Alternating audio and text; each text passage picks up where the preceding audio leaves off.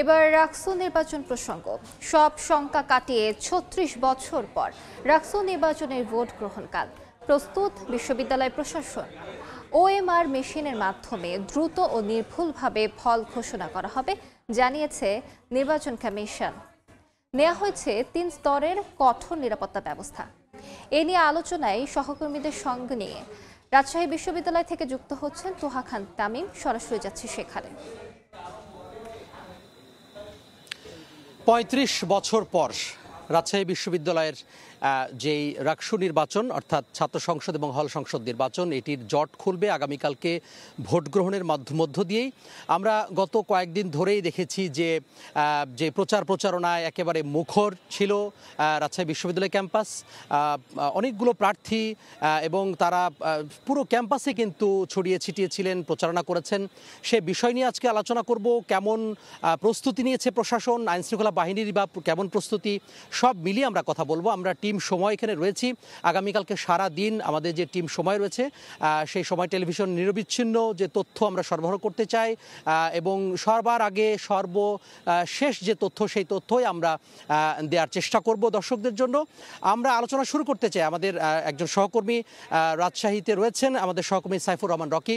Saifur Rahman Rocky, আমরা গত কয়েকদিন ধরেই দেখেছি যে আপনি রাকসু নির্বাচন যে প্রচার প্রচারণা সেটি কাভার করেছেন।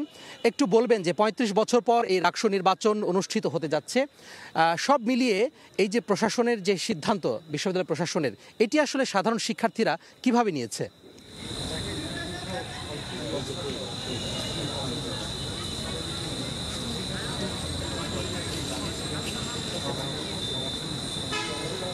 পর্যন্ত যে বিশ্ববিদ্যালয় প্রশাসন এটি নিতে পারছেন, বিভিন্ন শিক্ষার্থীরা এটিকে খুবই ইতিবাচকভাবে নিয়েছেন। পাশাপাশি যারা প্রার্থী আছেন তারাও খুবই ইতিবাচকভাবে কিন্তু বিষয়টিকে নিয়েছেন।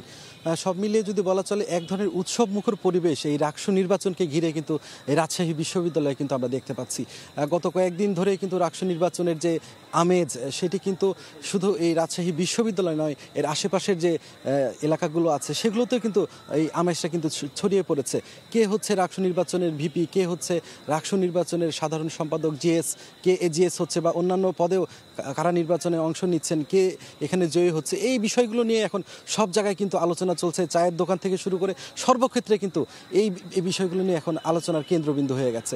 এবং আমরা দেখেছি যে রাজশাহী বিশ্ববিদ্যালয়ের আশপাশের যে এলাকা, সেই এলাকাতেও কিন্তু ব্যাপক উৎসাহ উদ্দীপনা, বিশেষ করে হলে যারা থাকছেন এবং বাইরে যারা থাকছেন, বিশেষ করে মতিহার কিংবা আমি যদি বিনোদপুর বাজার বলি, সেখানেও কিন্তু সবাই কেমন একটা আড্ডা, আলোচনা, সমালোচনা, কে হচ্ছে কে আসছে। এই বাইরে আশপাশের পরিবেশটা কেমন দেখেছেন আপনি? আপনি ঠিকই বলেছেন। পুরো আশেপাশের রাজশাহী বিশ্ববিদ্যালয় ক্যাম্পাসের আশেপাশের যে এলাকাগুলো আছে, সেই এলাকাগুলোতেও এই আমেজটি কিন্তু ছড়িয়ে পড়েছে। যে কারণে আমি ওটা বলছিলাম যে বিভিন্ন এলাকা থেকে অনেকেই কিন্তু আসছেন। গত কয়েকদিন ধরে আমরা দেখেছি রাজশাহী বিশ্ববিদ্যালয়ের বাইরেও কিন্তু অনেকে বসে শুধুমাত্র এই রাকসুকে ঘিরেই তাদের সকল জল্পনা কল্পনা, আলোচনা এসব কিন্তু তারা করছেন। এবং সব মিলে যদি বলা চলে, তাদের মধ্যেও কিন্তু এটি আসলে দীর্ঘদিন পরে যেহেতু রাকসু নির্বাচন অনুষ্ঠিত হতে যাচ্ছে, আসলে অনেকেই রাকসু নির্বাচন কিভাবে হয় এটি নিয়েও কিন্তু অনেকের মধ্যে এক ধরনের দ্বিধাদ্বন্দ্ব ছিল। তো এই সব কিছুর শেষ হচ্ছে আগামীকালকে রাকসু নির্বাচন অনুষ্ঠিত হওয়ার মধ্য দিয়ে, যে কারণে আসলে সবার মধ্যে এটা নিয়ে এক ধরনের আলোচনা চলছে আর কি। এবং উচ্ছ্বাস এবং মানুষের, বিশেষ করে শিক্ষার্থীদের মাঝে যে প্রচুর পরিমাণ উচ্ছ্বাস আমরা দেখেছি। একইভাবে আমরা কয়েকজন শিক্ষার্থীর সাথে আজকে কথা বলেছিলাম, তারাও বলছেন যে তারা প্রথমবার ভোট দিবেন। আমরা একটু আরেক সহকর্মীর কাছে যেতে চাই, সহকর্মী মওদুদ রানা। তিনি আমাদের জানাবেন বিশেষ করে এই যে প্রচারণা দীর্ঘদিন ধরে প্রচার হয়েছে। এর আগেও একটি তারিখ ছিল ভোট গ্রহণের, সেটি পিছিয়ে আবারও সেটি 16 তারিখে নির্ধারণ করা হয়েছে। মওদুদ, আপনি আমাদের একটু জানাবেন যে প্রচারণায় আসলে কেমন হলো এবং শিক্ষার্থীদের যে চাওয়া পাওয়া, সেটি আসলে যে সমস্ত প্যানেল যারা রয়েছেন, স্বতন্ত্র প্রার্থী রয়েছেন, তারা আসলে কতটুকু প্রতিফলন হয়েছে এটি? আমরা যেটি দেখেছি যে হল সংসদ, সিনেট ছাত্র প্রতিনিধি এবং কেন্দ্রীয় সংসদ, এখানে প্রায় 860 জন প্রার্থী রয়েছেন এবং 11টি প্যানেল প্রথম দিকে আত্মপ্রকাশ করলেও সর্বশেষ 9টি প্যানেল জমজমাট প্রচারণা করেছে। এর মধ্যে ছাত্রদল সমর্থিত এবং ছাত্র শিবির সমর্থিত তারা পূর্ণাঙ্গ প্যানেল দিয়েছে। যদিও তারা আবার হল সংসদে পূর্ণাঙ্গ প্যানেল দিতে পারেনি।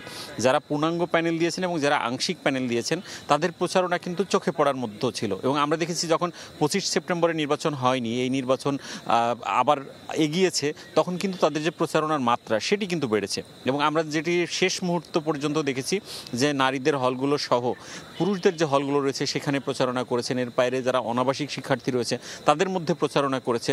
এবং শিক্ষার্থীরা যে বিষয়টিকে বারবার গুরুত্ব দিয়েছেন যে কোন প্রার্থী আসলে তাদের পক্ষে কথা বলেন, বিশেষ করে তাদের যে পঠন পাঠনের পরিবেশ, তাদের যে হলে থাকার পরিবেশ, তাদের যে সিট নিয়মতান্ত্রিকভাবে কারা আসলে বরাদ্দ দিতে সহায়তা করবে, খাবারের মান কেমন হবে, এখানকার যে চিকিৎসা ব্যবস্থা সেটা নিয়ে আসলে কারা কথা বলছে তাদের ইশতেহারগুলোতে, সেগুলো লক্ষ্য করেছে। এবং আমি যদি আপনাকে বলি যে ভোটের ফ্যাক্টর আসলে কি হতে পারে, এখানে যেরকম আমরা দেখেছি যে 39.10% নারী এবং 61% পুরুষ ভোটার, নারী ভোটারের উপস্থিতি আসলে বেশি করা হচ্ছে এবং বলা হচ্ছে যে 60% পুরুষ ভোটার থাকলেও সেখানে কিন্তু একটা উল্লেখযোগ্য সংখ্যক ভোটার এখানে ভোট দিতে আসবে। এবং আপনাকে যদি বলি যে এখানে নারী ভোটারকে আসলে এক ধরনের ফ্যাক্টর মনে করা হচ্ছে, কারণ তারা এই বিশ্ববিদ্যালয়ে তাদের যে প্রতিনিধি এবং যারা তাদের পঠন পাঠন বা একাডেমিক কাজে সহায়তা করবে তাদেরকে কিন্তু বেছে নেওয়ার এক ধরনের প্রবণতা আমরা দেখেছি এবং ভোটারদের সাথে কথা বলেও আমরা জেনেছি। তো সেটি একটা ফ্যাক্টর হবে। এবং এছাড়া মোটা দাগে যে সমস্যাগুলো রয়েছে, আবাসন সমস্যা, খাবার সমস্যা, পরিবেশগত সমস্যা, কিংবা তাদের যে বিভিন্ন ধরনের যে ভেতরের যে পরিবেশ অর্থাৎ শৃঙ্খলার যে ব্যাপারটা, সেটি আসলে কতটুকু প্রতিফলন হয়েছে ইশতেহারে প্রার্থীদের, ছোট্ট করে যদি বলতেন। এখানে প্রার্থী যারা রয়েছেন তারা যেরকম তাদের সামর্থ্যের অতিরিক্ত তথ্য দিয়েছেন, তেমনি আবার অনেক প্রার্থীকে আমরা দেখেছি যে বাস্তবসম্মত যে ইশতেহার এবং তাদের সামর্থ্যের মধ্য থেকে সমাধান করতে পারবে এরকম ইশতেহারও আমরা দেখেছি। অর্থাৎ ইশতেহারের ফুলঝুরির পাশাপাশি যে আমরা যদি বলি যে নিরেট যে ইশতেহার সেটিও দেখেছি। সব মিলিয়ে কিন্তু ইশতেহারের যে বুলিগুলো ছিল সেগুলো কিন্তু শিক্ষার্থীরা নিয়েছেন এবং সেটা নিয়ে আলোচনা রয়েছে। এবং শিক্ষার্থীরা যেটি মনে করছেন যে তাদের পঠন পাঠন, থাকা, স্বাস্থ্য, চলাফেরা, নিরাপত্তা সব মিলিয়ে যে প্যানেলগুলো রয়েছে তাদের সাথে কথা বলেছেন, বারবার তাদেরকে মনে করিয়ে দিয়েছেন, হয়তো তারাই তাদের পক্ষে রায়টা বেশি টান। ধন্যবাদ মওদুদ। একটি বিষয় সেটি হচ্ছে যে বিভিন্ন ধরনের যে মোটা দাগে যে সমস্যাগুলো, সেই সমস্যাগুলো কিন্তু প্রার্থীরা বারবার করে বলছেন যে হ্যাঁ সমাধান করবেন। একটি বিষয় কিন্তু মওদুদ রানার কথা উঠে এসেছে যে সামর্থ্যের বাইরেও অনেকে কথা বলেছেন, আবার বাস্তবসম্মত যে বিষয়গুলো সেটিও কিন্তু কথা বলেছেন। আগামীকালকে ভোট গ্রহণ, আগামীকাল সকাল থেকে শুরু হবে, টানা চলবে বিকাল 4টা পর্যন্ত। আমরা দেখেছি যে বেশ বলা যায় যে প্রায় 29,000 শিক্ষার্থী তারা আসলে ভোট প্রদান করবেন, ভোট প্রয়োগ করবেন, ভোটাধিকার প্রয়োগ করবেন। আমরা প্রস্তুতির বিষয়ে কথা বলতে চাই যে সার্বিক যে প্রস্তুতি সেটি আসলে কেমন হয়েছে। সকলে আলতাফ হোসেন আজকে সারাদিন এই যে প্রস্তুতির বিষয়ে তিনি নিউজ সংগ্রহ করেছেন, সংবাদ সংগ্রহ করেছেন, আমরা একটু তার কাছ থেকে শুনবো। আলতাফ, প্রস্তুতি, বিশ্ববিদ্যালয়ের প্রস্তুতি কেমন নিয়েছে এবং পাশাপাশি বলবেন আইনশৃঙ্খলা বাহিনীর প্রস্তুতি কেমন? কমিশনারের প্রস্তুতি আসলে সম্পূর্ণ হয়েছে। ইতিমধ্যে সকাল থেকে দেখেছি যে তাদের যে প্রস্তুতি সেটা আসলে এর আগের অর্থাৎ নির্বাচনকে পিছানো হয়েছে, তার আগেও এক ধরনের প্রস্তুতি ছিল। আর আগামীকালকের ক্ষেত্রে ভিত্তি করে কিন্তু ইতিমধ্যেই সার্বিক যে প্রস্তুতি সেটা গ্রহণ করা হয়েছে। আমি যদি বলি যে 9টি একাডেমি ভবন কেন্দ্র এবং কেন্দ্রতে 990টি এগুলো বসানো হয়েছে। প্রত্যেকটি আসলে আমরা দেখেছি যে সার্বিকভাবে সম্পন্ন করা হয়েছে প্রস্তুতি। একই সঙ্গে নির্বাচন কমিশনার কিন্তু তিনি সংবাদ সম্মেলনের সার্বিক প্রস্তুতি জানিয়েছেন এবং একই সঙ্গে এবং নির্বিঘ্নেই হওয়ার জন্য যা যা করা হবে সব একই সঙ্গে আমরা আইন শৃঙ্খলার পরিস্থিতির কথা যদি বলি, আমরা উল্লেখযোগ্য যে বিষয়টি সেটা হচ্ছে যে 2,300 পুলিশ সদস্য করা হচ্ছে। একই সঙ্গে 12 প্লাটুন র্যাব, একই সঙ্গে বিজিবি করা হচ্ছে প্লাটুন। সব মিলিয়ে যে একটা বিপুল সংখ্যক আইন শৃঙ্খলা বাহিনী নিয়ে একটা নিরাপত্তা বলয় তৈরি করা হয়েছে, ঘটনা না ঘটে। এবং আমরা পুলিশ কমিশনারের সাথে কথা বলেছিলাম, তিনি আমাদের জানিয়েছেন যে কোনো ধরনের ঘটনা চেষ্টা করলেও সেটা তারা কঠোর হাতে করে। সব মিলিয়ে বলা যায় যে নির্বাচন আমরা করতে পারেনি এবং যাতে না ঘটে সেই জন্য কিন্তু সঠিক আলতাফ হোসেনের কথা শুনছিলাম এবং তিনি বলছিলেন যে প্রস্তুতির যে ব্যাপারটি আমরা প্রস্তুতি নিয়েছি। আমরা বিকাল থেকে দেখেছি যে বিশ্ববিদ্যালয়ের যে প্রবেশ দ্বারগুলো রয়েছে, বিশেষ করে এখানে কাজ লাগিয়ে রয়েছে, প্রধান গেট রয়েছে, সেখানে আমরা দেখেছি স্কাউটের সদস্য, পুলিশের সদস্য সবারই কিন্তু ব্যাপক উপস্থিতি এবং কড়াকড়ি আরোপ করে তাদেরকে ভেতরে প্রবেশ করতে দেওয়া হচ্ছে এবং পরিচয়পত্র দেখিয়ে কিন্তু প্রবেশ করতে দেওয়া হচ্ছে। আমরা আরেকজন সহকর্মীর সাথে কথা বলতে চাই আগামীকালকে ভোট গ্রহণের বিষয়ে। শাহিন আলম আজকেও তিনি সংবাদ সংগ্রহ করেছেন বিশ্ববিদ্যালয়ের বিভিন্ন জায়গায় গিয়ে। এবং শাহিন আলম, আপনি একটু আমাকে জানাবেন যে আগামীকালকে ভোট গ্রহণ কোন পদ্ধতিতে হচ্ছে, খুব সংক্ষেপে যদি বলতেন। ধন্যবাদ আপনাকে।